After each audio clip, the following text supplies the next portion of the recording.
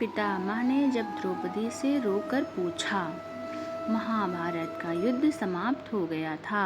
धर्मराज युधिष्ठिर एक छत्र सम्राट हो गए थे। श्री कृष्ण जी की सम्मति से रानी द्रौपदी तथा अपने भाइयों के साथ वे युद्ध भूमि में सरसैया पर पड़े प्राण त्याग के लिए सूर्य के उत्तरायण होने की प्रतीक्षा करते परम धर्मज्ञ भीष्म पितामह के समीप आए थे। युधिष्ठिर के पूछने पर भीष्म पितामह उन्हें वर्ण आश्रम तथा राजा प्रजा आदि के विभिन्न धर्मों का उपदेश कर रहे थे।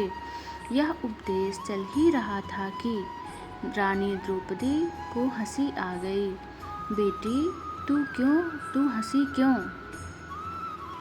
पितामह ने उपदेश बीच में ही रोकर पूछा। द्रौपदी जी ने संकुचित होकर कहा, मुझसे भूल हुई। पितामह, मुझे क्षमा करें। पितामह को इससे संतोष होना नहीं था।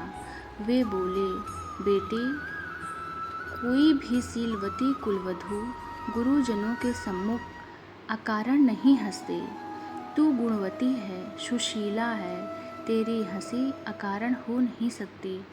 संकोच छोड़कर तू अपने हंसने का कारण बता। हाथ जोड़कर द्रौपदी बोली, दादाजी, यह बहुत ही अभद्रता की बात है, किंतु आप आज्ञा देते हैं तो कहनी पड़ेगी। आपकी आज्ञा मैं टाल नहीं सकती।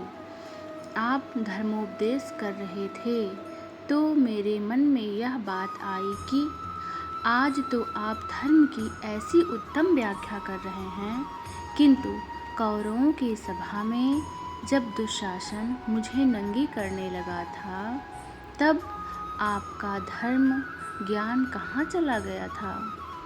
मुझे लगा धर्म का ज्ञान आपने पीछे सीखा है। मन में यह बात आते ही मुझे हंसी आ गई। आप मुझे क्षमा करें। पितामह ने शांतिपूर्वक समझाया, बेटी, इसमें क्षमा करने की कोई बात नहीं है। मुझे धर्म ज्ञान तो उस समय भी था, परंतु दुर्योधन का अन्यायपूर्ण अन्न खाने से मेरी बुद्धि मलिन हो गई थी।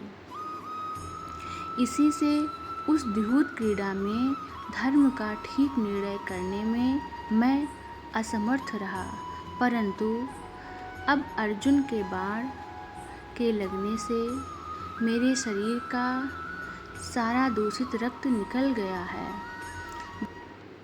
दूषित अन्न से बने रक्त के शरीर से बाहर निकल जाने के कारण अब मेरी बुद्धि शुद्ध हो गई है। इससे इस समय मैं धर्म का